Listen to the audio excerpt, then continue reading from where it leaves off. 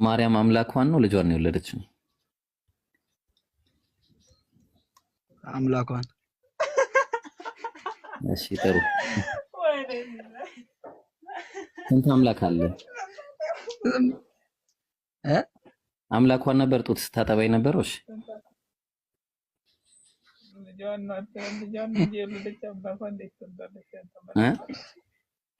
ጡት ስታጠባ የነበረው አምላኳን ነው ወይስ ልጇን ነው? ላወጣው ነው ልጅ። ቆይ እንዳትወጣ። ጡት ስታጠባ የነበረው አምላኳን ነው ልጇን ነው? ልጇን ነው። እሺ አሁን ነበር ያረገለበትካት እንዴ? ተገለባበጣት። አትገባበዙ። ጡት ያጠባቸው አምላኳን ነው ልጇን ነው? ልጇን ነው። እሺ እንጂ አምላክ አይደለም ማለት ነው የወለደችው። አምላኳን አልወለደችም ማለት ነው። ስለዚህ ያው እሺ ይሄ የተወለደው ልጅ አንዱ አምላክ ነው ወይስ የአንዱ አምላክ አንዱ አካል ነው?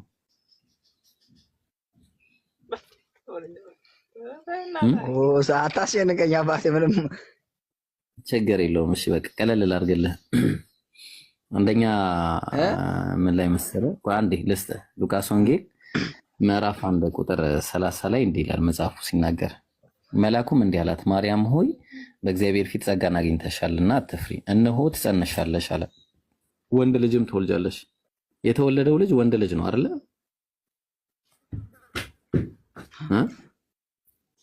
ወንድ ልጅ ከሴት የሚለየው በምንድን ነው? ወንድ ልጅ ከሴት የሚለየው በጾታው ነው። በጾታ ወይስ አታስቂ በናትሽ፣ ትምህርት ነው። ቆይ ይሄንን ወንድ ልጅ ታመልከዋለህ?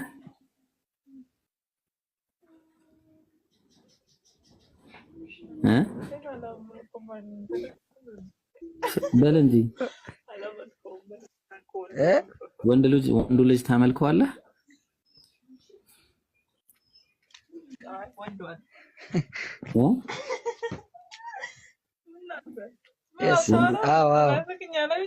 ጾታ ታመልካለህ ማለት ነው ያን ነገር።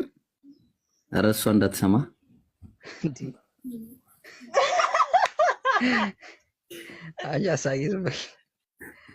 እንዴት ያ ነገር ይመለካል? ጾታ እንዴት ይመለካል?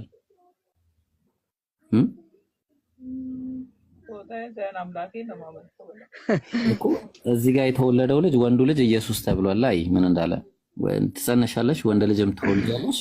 ያ ወንዱ ልጅ ስሙ ኢየሱስ ተባለ። ስሙንም ኢየሱስ ትዋለሽ። ስለዚህ ወንዱ ልጅ ጾታ አለው። ልብ አድርግ። እንደገና ደግሞ ይበላል፣ ይጠጣል።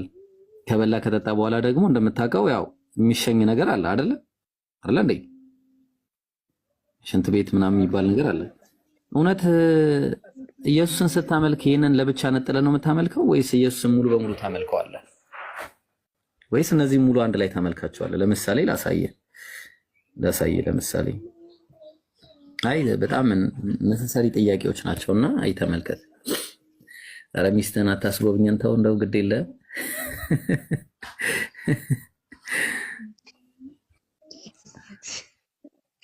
ይኸውልህ ለምሳሌ ኢየሱስ ምግብ ይመገብ ነበር አይደለ? ምን አለ መሰለህ መጽሐፉ ሲናገር የሰው ልጅ እየበላና እየጠጣ መጣ ይላል። ማቴዎስ ወንጌል ምዕራፍ 11 ላይ ማለት ነው። ኢየሱስ ማርቆስ ወንጌል ምዕራፍ 11 ቁጥር 12 ላይ ተራበ ይላል። ሲራብ ደግሞ ይበላል። ያው ሉቃስ ወንጌል ምዕራፍ 24 ቁጥር 41 ላይ የሚበላ አላችሁን ብሎ ጠየቃቸው። ከዛ በላ። የተጠበሰ አሳና ቁራጭ የተጠበሰ አሳ ምናምን በላ። አሁን ጥያቄው ይሄ ቁራጭ የተጠበሰ አሳ ኢየሱስ ውስጥ ከገባ በኋላ ያው የኢየሱስ አንዱ አካል ነው አይደለም የሚሆነው አይደል? ይሄ አሳ ማለት ነው። እሺ ይሄ አሳ በዚህ አሳ የተገነባ ሰውነትን ታመልካለህ?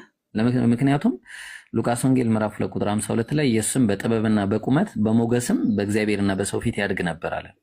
በጥበብ በቁመትም ያድግ ነበር። በቁመት የሚያድገው የሚበላው ነገር ስለነበር ነው። የሚበላ ነገር አንድ ላይ ታመልካለህ? እሺ የሚበላው ነገር ደግሞ እዚህ ውስጥ ይገባል። እንደምታውቀው ይሄ ትልቁ አንጀት ነው። ታውቃለህ አይደለ? ትልቁ አንጀት ደግሞ የሚያከማቸው ነገር ታውቃለህ።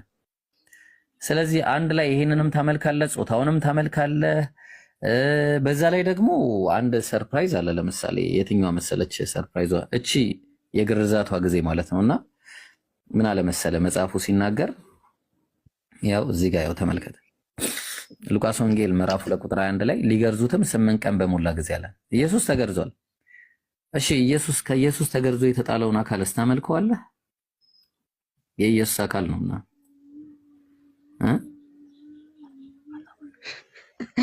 ወይ ዘንድሮ ጌታስ ይመለካል? አይመለክማ? አይመለክም። ጾታስ ይመለካል? አይመለክም። ጾታ አይመለክም መቼስ። እሺ ፍጡር ይመለካል? ፍጡር ይመለካል? ፍጡር ይመለካል?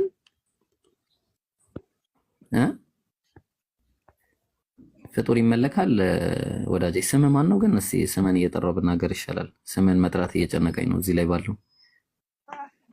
ፍጡር ይመለካል? ሚኪ እሺ ፍጡር ይመለካል? ሚኪ እንዴት ይጨንቃል? አይ ጂ ምናምን ነው የሚለው ለዛ ነው። ሚኪ ፍጡር ይመለካል? ሲሪየስሊ እስቲ መልስልኝ። ፍጡርን ታመልካለህ አንተ?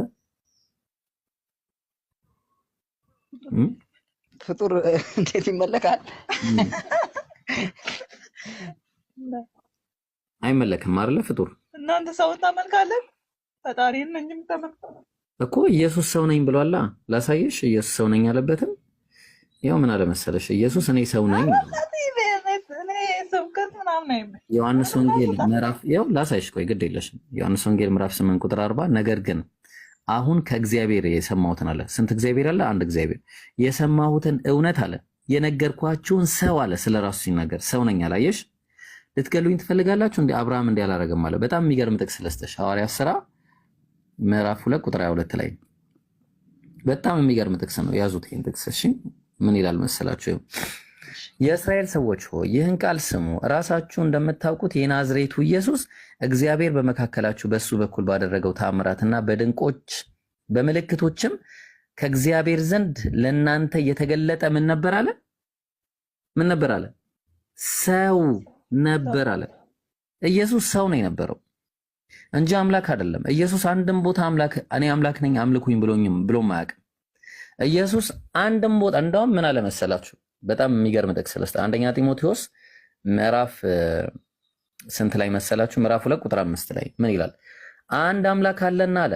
ስንት አምላክ? አንድ አምላክ አለና በአንድ አምላክና በሰው መካከል ያለው መካከለኛው ደግሞ አንድ አለ፣ እሱም ሰው የሆነው ክርስቶስ ኢየሱስ ማለት።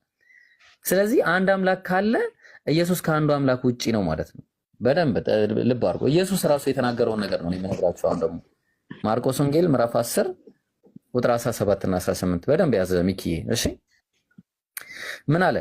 ኢየሱስም በመንገድ ሲወጣ አንድ ሰው ወደ እርሱ ሮጦ ተንበረከከና ቸር መምህር ሆይ አለው። ምን አለው? ቸር መምህር ሆይ አለው ኢየሱስም። ከዛ ምን አለ? የዘላለም ሕይወት እወርስ ዘንድ ምን ላድርግ ብሎ ጠየቀው አለ። የዘላለም አሁን ኢየሱስ ቀጥታ ወደ መልሱ መግባት ሲገባው ምን አለ ግን መልሶ ኢየሱስ ይህንን ማረም ፈለገ። ኢየሱስም ስለምን ቸር ትለኛለህ አለው። ስለምን ቸር ትለኛለህ? ከአንዱ ከአምላክ ከእግዚአብሔር በቀር ማንም ቸር የለም። አየኸው? እኔን ቸር አትበሉኝ፣ አንዱ አምላክ ነው ቸር፣ እኔ አይደለሁም እያለ ይናገራል ኢየሱስ። ኢቭን ይህ አንዱ አምላክ ቸር ስለመሆኑ ብቻ ሳይሆን በትክክለኛ አንድ አምላክ መሆኑንም ይናገራል። ለምሳሌ ምን አለ መሰለህ? ዮሐንስ ወንጌል ምዕራፍ 20 ቁጥር 17 ላይ እንዲህ ይላል መቅደላዊት ማርያምን ሲነግራት፣ ኢየሱስም ገና ወደ አባቴ አላረኩምና አትንኪኝ አላት መቅደላዊት ማርያምን። ነገር ግን ወደ ወንድሞቼ ሄደች እኔ ወደ አባቴና ወደ አባታችሁ ወደ አምላኬና ወደ አምላካችሁ አርጋለሁ ብለሽ ንገሪያቸው አላት። ኢየሱስ አምላክ አለው ጋይስ፣ አምላኬ እያለ ይናገራል። ይሄንን ነገር ደግሞ የኤፌሶን ጸሐፊ ሲጽፈው ኤፌሶን ምዕራፍ 1 ቁጥር 3 ላይ እንዲህ ይላል ተመልከት። ዓለም ሳይፈጠር በፊቱ ቅዱሳና ነውር የሌለብን ቆይ ይቅርታ፣ እዚህ ጋር ነው። በክርስቶስ በሰማያዊ ስፍራ በመንፈሳዊ በረከት ሁሉ የባረከን የጌታችን የኢየሱስ ክርስቶስ አምላክ እና አባት ይባረካል። የማ የኢየሱስ ክርስቶስ አምላክና አባት ይባረክ እንጂ ኢየሱስ አይደለም የሚለው። ኢየሱስ አምላክ አለው ማለት ነው። ልባር። ስለዚህ ይሄ አንዱ አምላክ ደግሞ በአጭሩ ማለት ነው በአጭሩ የሚሞት አምላክ አይደለም። ኢየሱስ ለምሳሌ ኢየሱስ የተናገረውን አንድ ጥቅስ ልስጥ። መጀመሪያ ማቴዎስ ወንጌል ምዕራፍ 23 ቁጥር 9 ላይ ልብ አድርግ። አባታችሁ አንዱ እሱ የሰማዩ ነውና አለ ኢየሱስ ሲነግራቸው፣ በምድር ላይ ማንንም አባት ብላችሁ አትጥሩ አለ። ጥያቄ ሚኪ፣ አንተ አባት አለ፣ አባትህን አባቴ ብላ አትጠራውም እንዴ? ትጠራዋለህ? እኔም አባት አለኝ አባቴ ብዬ እጠራለሁ። አሁን ችግሩ ግን ኢየሱስ በምድር ላይ አባታችሁ አንዱ እሱ የሰማዩ ነውና ሲል አምላካችሁ ለማለት ነው የፈለገው። አየህ፣ አባታችሁ እሱ አንዱ የሰማዩ ነውና በምድር ላይ ማንንም አባት ብላችሁ አትጥሩ ሲል እሱ አንዱ እያለ ነው። ያ አንዱ ደግሞ ኤፌሶን ላይ ሲናገር ኤፌሶን ምዕራፍ 4 ቁጥር 6 ላይ እንዲህ ይላል፣ ከሁሉ በላይ የሚሆን አለ፣ በሁሉም የሚሰራ በሁሉም የሚኖር አንድ አምላክ የሁሉም አባት አለ። አየው፣ አንድ አምላክ የሁሉም አባት አለ። ይህ አንዱ አምላክ የኢየሱስም አባት የሰው ልጆች ሁሉ አባት አምላክ ነው ማለት ነው። ትምህርት እኮ ነው በትክክል።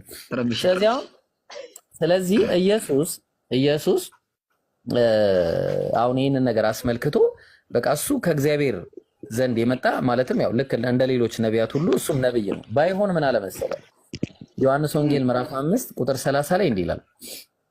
ያዘልኝ አንዴ፣ ጥሩ ጥቅስ ነች፣ ያዘልኝ። ይሄ አምላክ እንግዲህ እንደዚህ ይላል ብለህ ከጠበቅክ በጣም አስቸጋሪ ነው። እኔ ከራሴ አንዳች ላደርግ አይቻለኝም አለ ኢየሱስ።